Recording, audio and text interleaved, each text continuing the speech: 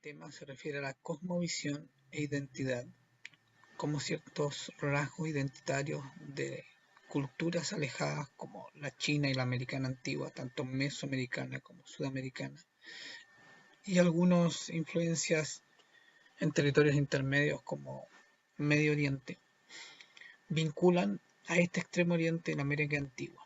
Nos preguntamos si son proximidades o lejanías las que encontramos en este recorrido a partir de una imagen, el Tao Tie, y sus implicancias en términos de significado.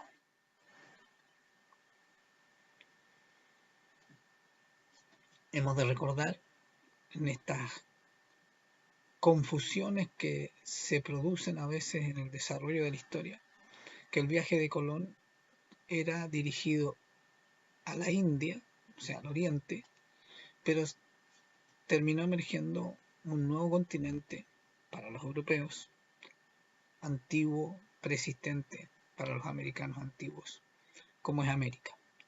De allí se produce una confusión entre América y Oriente.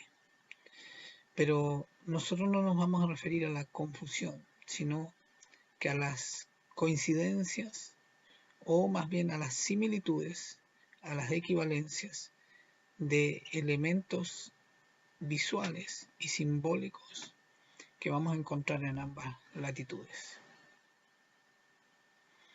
Primero, algunas referencias a las fuentes. En un contexto historiográfico, estamos hablando de la historia de las mentalidades y del imaginario, como ya lo hemos dicho en el seminario del Magíster. No vamos a profundizar sobre eso porque ya lo hicimos. Solo indicar que para este tema en particular, junto con Roger Chartier y Peter Burke, hemos de agregar a un tercer autor que es Gilbert Durand y las estructuras antropológicas del imaginario. Por mencionar algunos títulos que son importantes para dar marco historiográfico a la mirada que vamos a dar, está el mundo como representación, y a la representación elevada una condición o perspectiva de lectura del mundo, cosmovisión en este caso. Visto y no visto, el uso de la imagen como documento histórico, en este caso también a partir de una imagen que vamos a leer, y lo que le da sustento mayor a esta perspectiva, que es la visión antropológica de Durand al proponer una estructura antropológica del imaginario.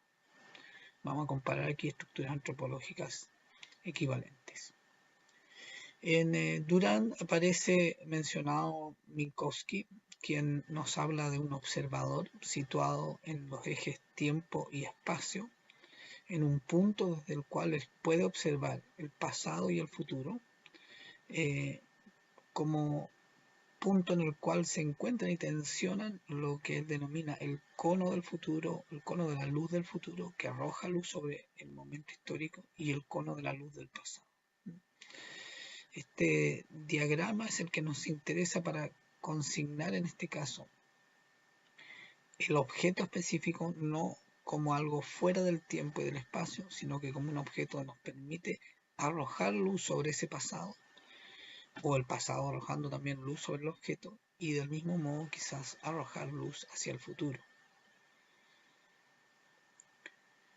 Las fuentes que se trabajaron para abordar este tema son de 4 tipos distintos. En primer lugar, las fuentes para China, principalmente el Hongfang y el Yuelin, que nos hablan de estructuras cosmológicas en las cuales se relacionan números, materias primas, texturas, sensaciones, animales, un conjunto de elementos. Hemos de decir que es importante para el acceso a las fuentes traducidas al español los acuerdos que se establecieron con el Centro de Estudios, la Escuela de Estudios de Asia Oriental de la Universidad Pompeu Fabra, especialmente con la doctora Dolores Folch, hace ya algunos años atrás.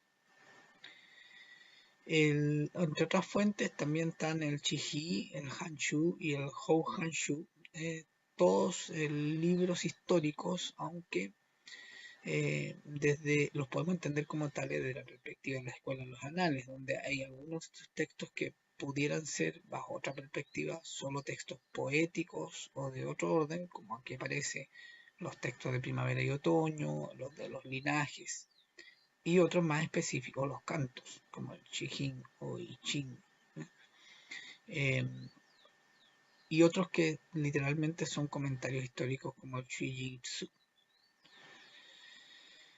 Otro autor importante para el mundo chino es Marcel Granet. Está sus dos obras, eh, vimos las portadas aquí, ¿no? El pensamiento chino y la civilización china, ambos disponibles en la biblioteca del Instituto de Historia. Respecto a la doctora Dolores Folch, por mencionar uno de sus textos, La construcción de China.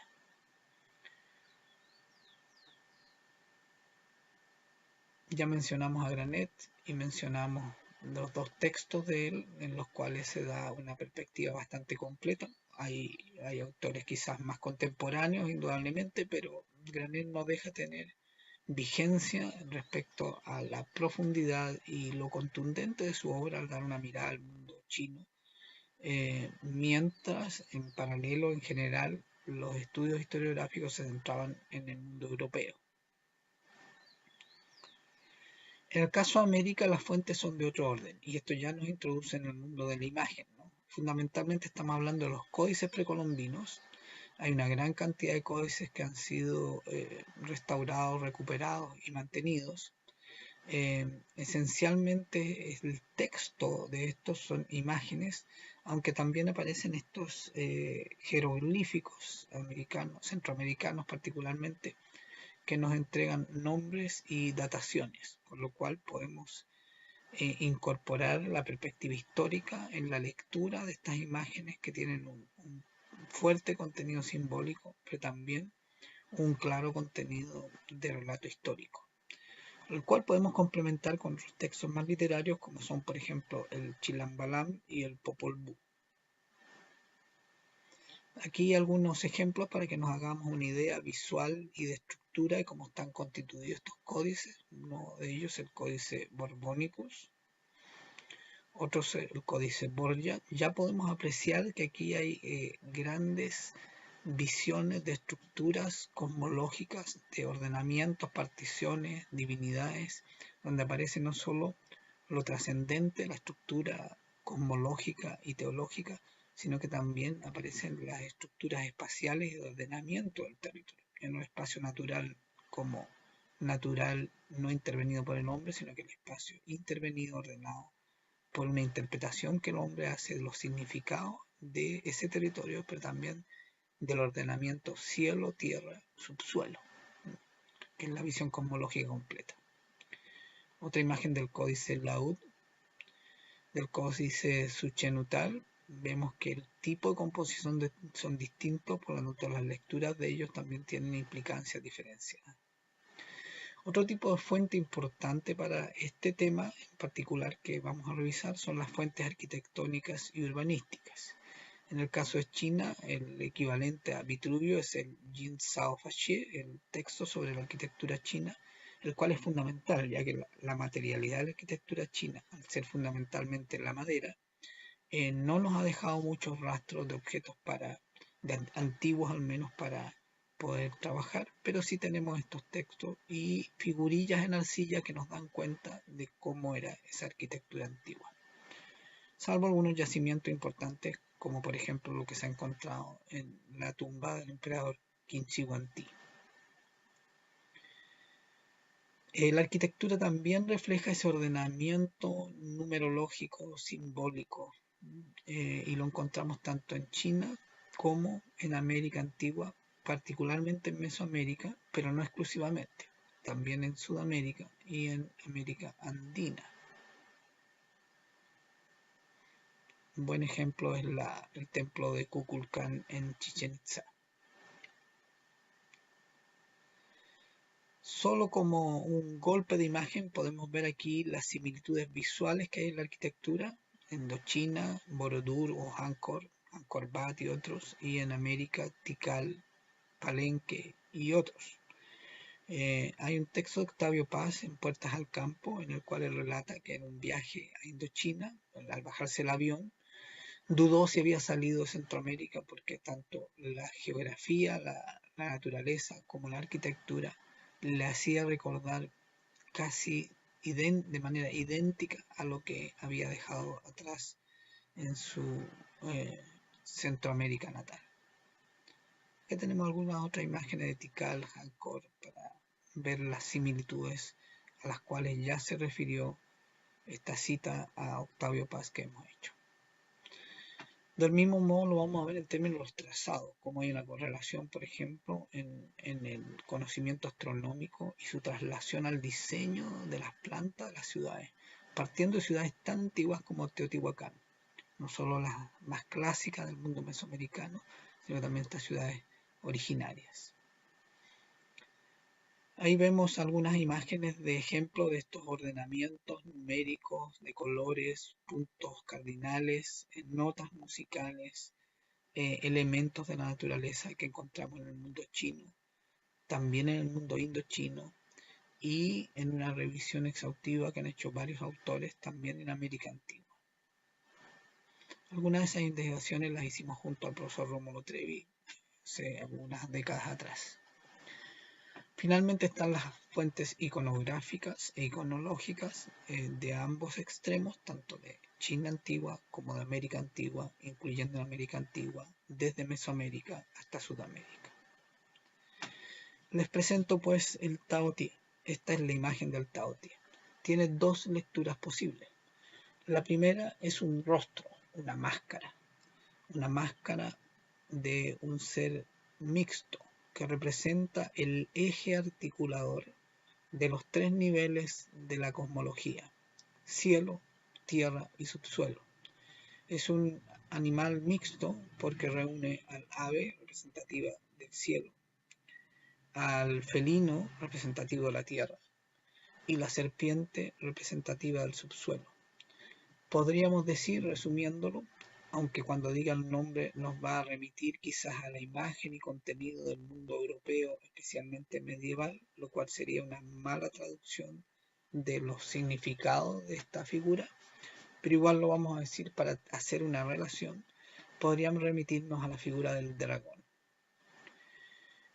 Una manera entonces primera de leer esta figura del Tao Te, condensación del orden cosmológico de los tres niveles y del conocimiento, comprensión, interpretación y finalmente dominio de la estructura espacial, la naturaleza física geográfica convertida en territorio dotado de significados, y temporal, los ciclos naturales de día y noche, convertido también en ciclos no solo para la fertilidad, sino que también para la relación del tiempo humano finito con el tiempo eterno de los dioses y la interpretación del acceso del hombre a ese tiempo infinito, como ocurre en el mundo lejano oriental antiguo, como americano antiguo, a diferencia, por ejemplo, de Mesopotamia, y en similitud, por ejemplo, al Egipto de las civilizaciones originales antiguas alrededor del 5000, 4500 a.C. La segunda lectura posible es la del dragón o el animal completo. Para eso tenemos que trazar una línea imaginaria vertical al centro de la imagen, darnos cuenta de que aquí hay un diseño de equivalencia, es como un espejo que se refleja, y entonces miramos solo una mitad, tapamos una mitad con la mano y en ese eje vertical trazado al centro, y vamos a ver, si tapamos el lado izquierdo, por ejemplo, que al lado derecho está la cola a la derecha y la cabeza a la izquierda. Podemos ver el ojo, la nariz, orejas o cuernos arriba, la cola en el extremo derecho y las patas y garras en la parte inferior. Si sacamos la mano con la cual hemos tapado la mitad izquierda, vamos a ver que son como dos dragones enfrentándose por la cabeza.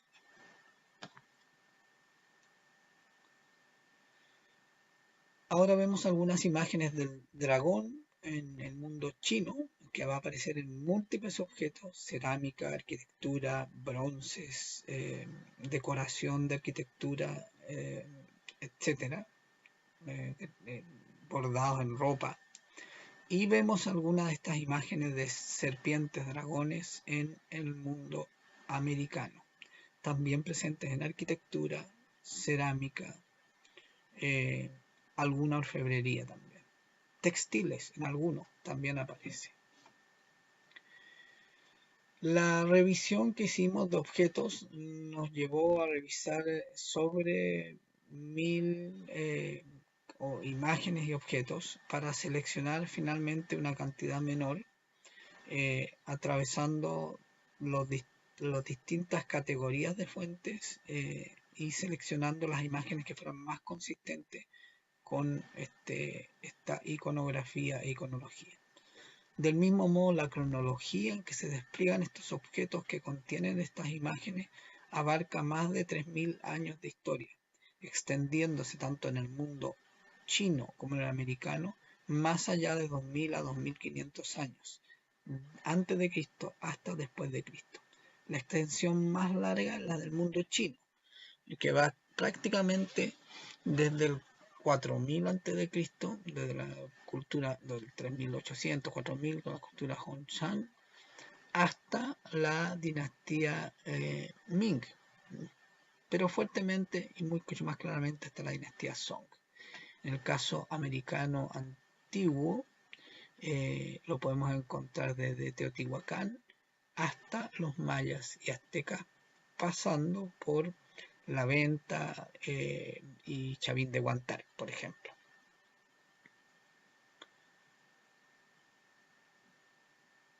Ahí tenemos un esquema cronológico de la extensión de estos objetos que contienen la imagen del Taoti. ¿Cuál es la cosmovisión que representa esta imagen? Bueno, en términos de cosmovisión ya dijimos que es la ubicación en el plano espacial de un conjunto de elementos de distinto orden. Podemos ver cómo esta organización de elementos es densa y compleja. No son solo algunos elementos de objetos, sino que es un conjunto bastante amplio de ellos. Esto nos hace afirmar de que efectivamente no estamos hablando de cualquier imagen, sino de una imagen relevante que viene a sintetizar y reunir un conjunto de conceptos e interpretaciones de esta cosmovisión. Del mismo modo, esto hace interesante su revisión. Aquí hay un esquema que hicimos con el profesor Trevi hace unos años atrás, donde se ubican algunos de estos elementos comparando China y América antigua.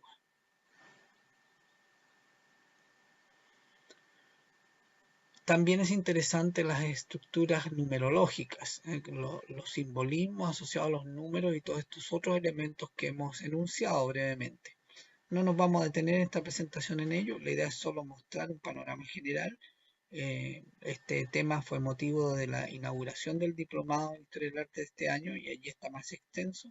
No hemos editado todavía el video completo, pero lo vamos a hacer a futuro y allí va a quedar disponible un detalle mayor. Recomendamos ir para estos temas a los libros de Granet que ya mencionamos. También hemos hecho algunas referencias publicadas en la Semana de Estudios Romanos a las comparaciones que podemos hacer respecto a esta cosmovisión y su manifestación especialmente en la arquitectura y el urbanismo entre el mundo chino antiguo y el mundo romano, como la cosmovisión de ambas culturas, teniendo grandes diferencias, tiene elementos estructurales básicos, esenciales, que tienen equivalencias bastante interesantes de explorar. Recomiendo ir allí a las publicaciones de la Semana de Estudios Romanos.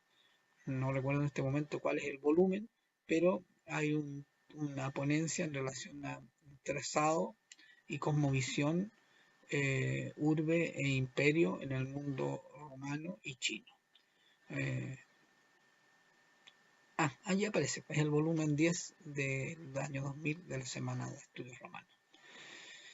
Previamente habíamos publicado en el volumen sexto de las mismas Semanas de Estudios Romanos las relaciones, las vías de relación entre China y Roma, lo cual explicaría primero a partir del comercio, un mundo globalizado en la escala de la globalización de aquella época, pero mucho más globalizado de lo que muchas veces se nos ha mostrado, casi como en esta economía mundo de la cual habla Brodel, las relaciones y los incipientes conceptos que dan nombre e identidad, aunque vaga y general, en el mundo romano respecto de China y en el mundo chino respecto de Roma. Por ejemplo, el nombre dado por los chinos a Roma es Tatsin.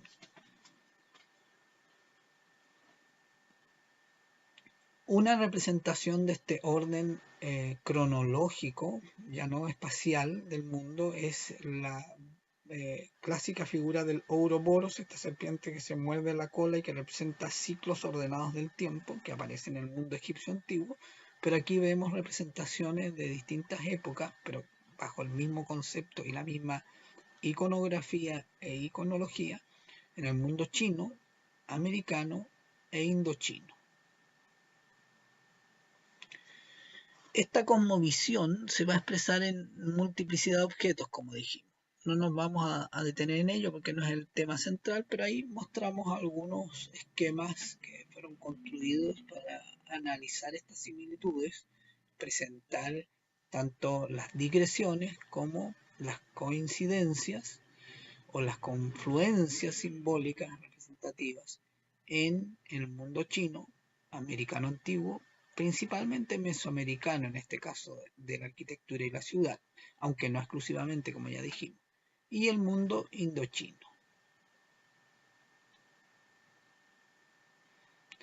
Estas representaciones a veces como iconografía son trasladadas también a la escultura, a la pintura mural en algunos casos, a los códices, como ya vimos antes, a la cerámica.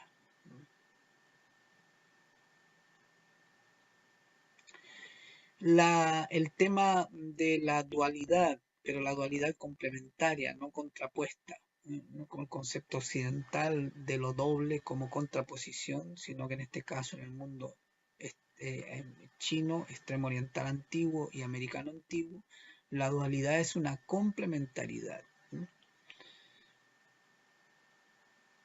Vemos como hay un conjunto de elementos entonces que se asemejan mucho más que las relaciones que podríamos establecer entre la América antigua y el mundo europeo, por ejemplo.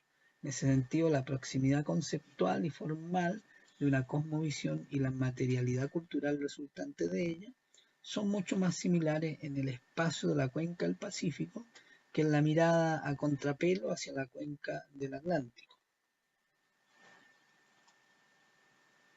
Imágenes de dragones en distintas expresiones formales, materiales. Otra forma asociada a esta cosmovisión que relaciona además las plantas y la arquitectura entre el cuadrado y el círculo es la tortuga. Y aquí encontramos imágenes de tortuga tanto en China antigua como en el mundo americano antiguo. Las de la izquierda son chinas, las de la derecha, la parte superior donde están las cuatro imágenes, son del mundo maya. Representan la creación y la confluencia de estas dos formas geométricas. Otro elemento interesante del mundo indochino particularmente es que está la influencia del budismo y su diálogo con la cultura china, de algún modo, y Mesoamérica en particular, es que en la visión del eje vertical asociado a la estructura ósea del cuerpo humano como un eje que representa la unión de estos tres planos, cielo, tierra y subsuelo.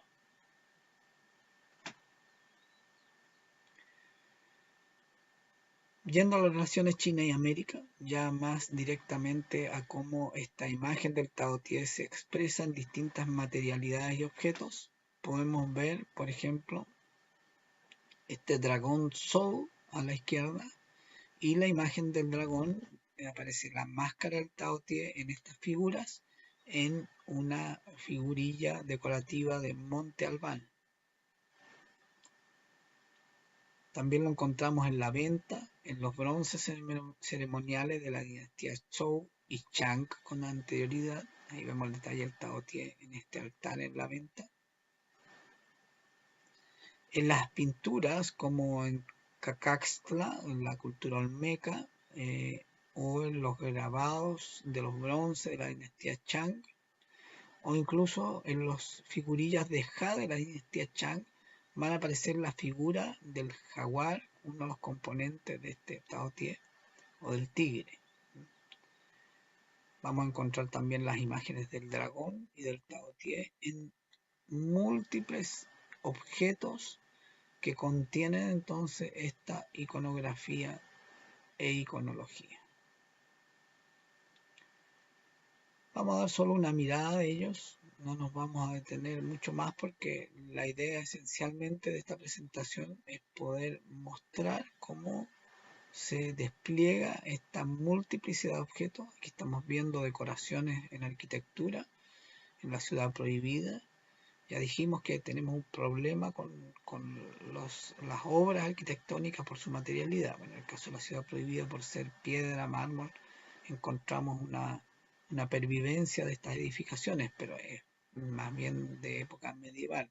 Sin embargo, no hay tanta distancia tampoco respecto a las últimas etapas, por ejemplo, la ciudad de Palenque en Mesoamérica.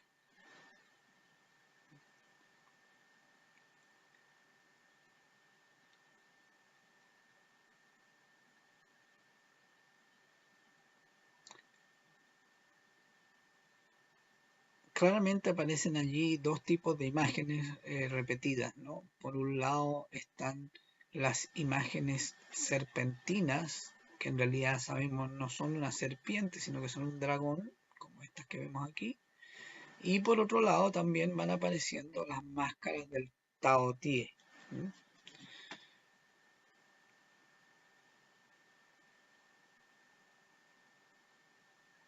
Esta decoración recargada vamos a encontrarla tanto en la escultura y arquitectónica o la decoración de la arquitectura china como en Mesoamérica en muchos casos, como estamos viendo en estas imágenes.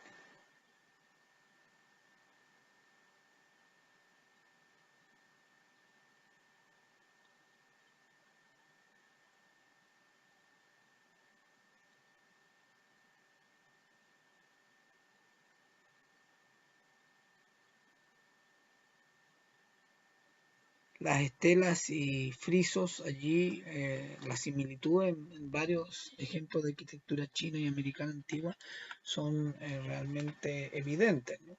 Lo interesante es que no solo la forma se parece, sino que también el contenido, el sentido, los conceptos asociados a esa forma. En el caso de la correlación China, Indochina, América, encontramos, por ejemplo, estas imágenes que podemos comparar de por una parte de las imágenes del Tao Te en China, América Olmeca e Indochina, Banteay principalmente.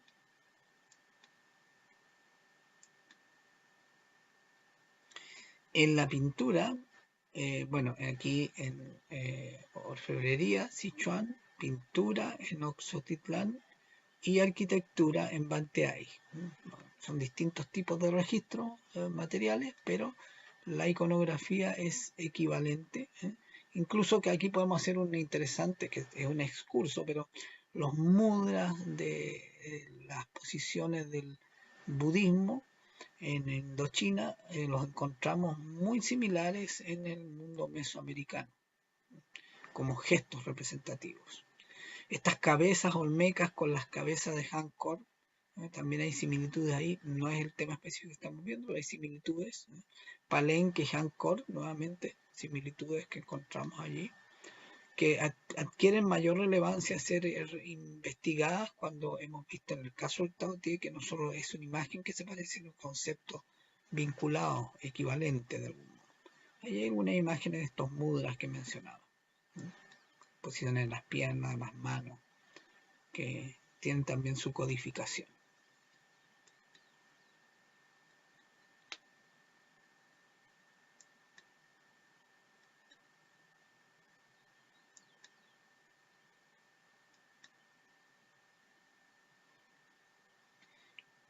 Respecto a la materialidad, también es interesante que la piedra sagrada en el mundo chino antiguo es el jade, y en el caso del mundo mesoamericano antiguo es una piedra similar, equivalente, que se ha denominado jadeíta.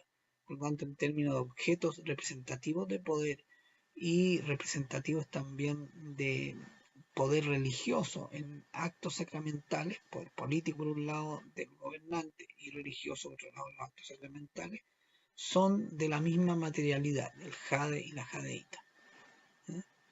Aquí vemos figuras que se relacionan en términos de su simbolismo, ¿no?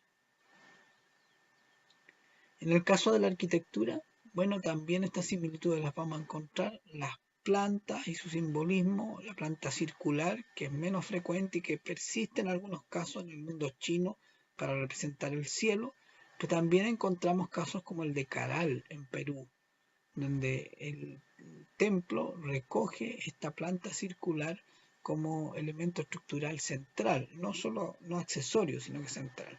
Como será, por ejemplo, en el Templo del Cielo en Beijing, ¿sí? O la pirámide de Cuicuilco en Centroamérica.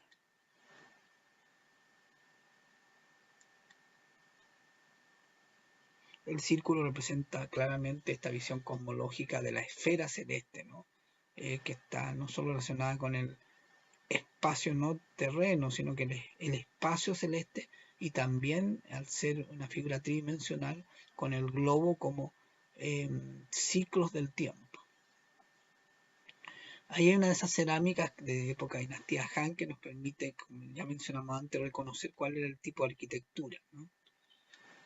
Y las comparaciones que ya de algún modo vimos entre la arquitectura mesoamericana y la indochina. También hay aquí elementos numéricos que representan estructuras cosmológicas. El número 7, el 13, van a aparecer aquí las estructuras sobre el suelo y las bajo tierra, que fueron descubiertas posteriormente en muchos casos. El surgimiento también del descubrimiento en Mesoamérica del uso funerario de las pirámides. Durante mucho tiempo se pensó que eran más equivalentes a los zigurates, o sea, una funcionalidad exterior, una especie de montaña artificial con un templo superior. En este caso se descubre, especialmente en la tumba de Pacal, una funcionalidad interior equivalente más cercana al mundo egipcio.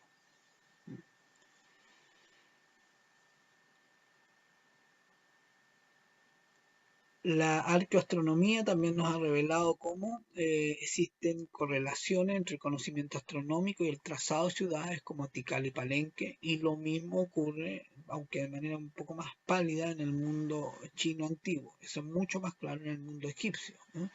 Pero aparece esta complejidad conceptual relacionando conocimiento técnico también de medición del tiempo. Recordemos que el calendario mesoamericano es mucho más preciso que el calendario gregoriano occidental. Nosotros requerimos los años bisiestos para ajustar cada 4 años la pérdida de tiempo. En el calendario antiguo americano no había pérdida de tiempo, era exacto en su medición de los ciclos temporales. La estructura de la pirámide como eje que conecta cielo, tierra y subsuelo no solo está presente en Egipto y en América Antigua, sino que también en China, ¿no? Que aparecen unas imágenes de pirámide en el costado inferior izquierdo de Chia, pirámides de la dinastía Chia, las pirámides de Changxi.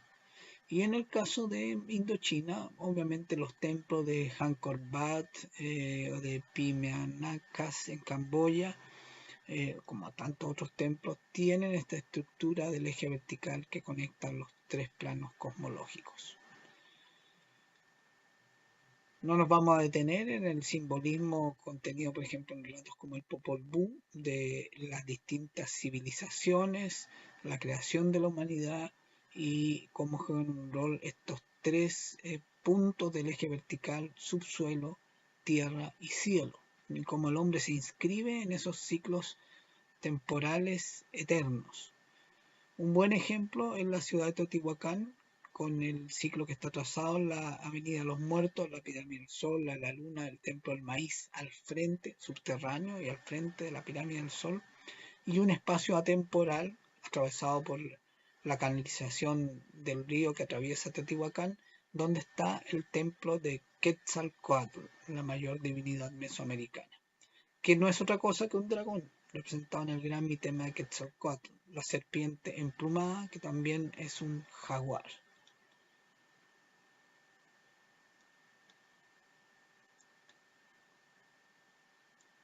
Aquí unos ejemplos comparativos de trazados y levantamientos de arquitectura y urbanismo en el mundo chino antiguo, chino medieval, podríamos decir, americano medieval en términos de la equivalencia temporal, aunque como concepto no podemos hablar de lo mismo, solo lo hacemos a título comparativo de eje de tiempo. Esta es pues entonces una breve mirada de esta imagen que resume una visión cosmológica, un ordenamiento del mundo equivalente en el mundo chino antiguo y americano antiguo. Aquí graficamos lo que habíamos dicho al inicio, la imagen del dragón. Hemos ocultado la mitad simétrica de esta máscara del Tao Tie y ahí aparece la figura de este dragón, ¿no? Ahí lo vemos completo como rostro y máscara, muchas veces utilizada en los pórticos. Si comparamos exclusivamente China antigua y América antigua, podríamos decir que esta imagen se despliega desde el 1700 a.C. hasta el 900 después de Cristo, con mucha cantidad de fuentes y muy claramente, aunque dijimos que se podía extender hasta la dinastía Ming, pero este es el periodo más concentrado y podríamos además retrotraerlo hasta el 4500, pero este es el periodo más fuerte. Estamos hablando prácticamente de casi 3000 años de historia. Y en el caso América Antigua, del 1200 de Cristo hasta el 1519. También estamos hablando aquí casi de 3000 años de historia.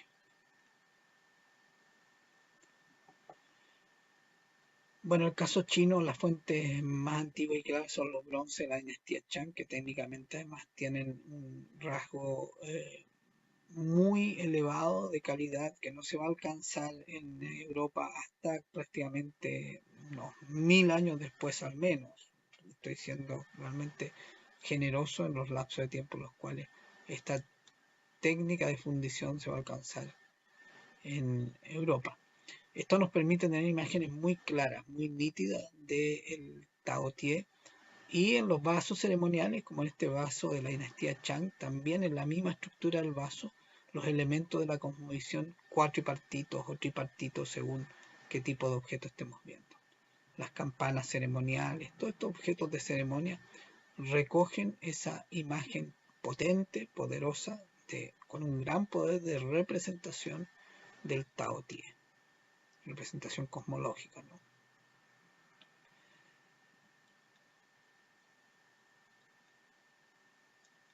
Esta es una serie de imágenes dentro del cúmulo de ellas que encontramos en esta revisión. Hay un sello de jade, el de las dualidades.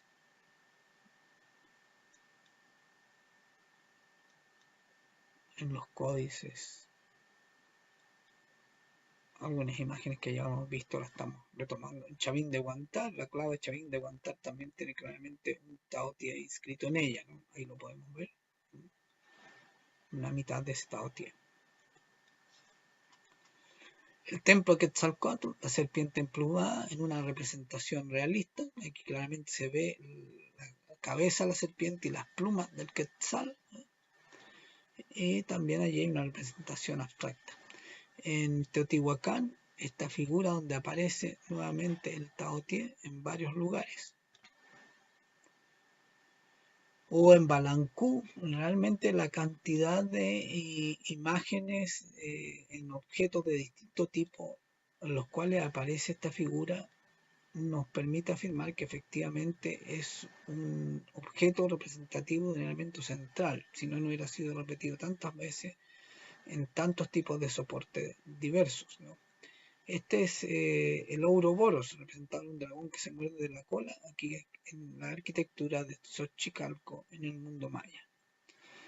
También podemos comparar, como en el libro de Larraín, Cuenca al Pacífico, 4000 años de relaciones culturales, aparecen estas imágenes de cerámica americana de Teotihuacán y Tikal y bronces chinos de la dinastía Han. Las similitudes son realmente sorprendentes.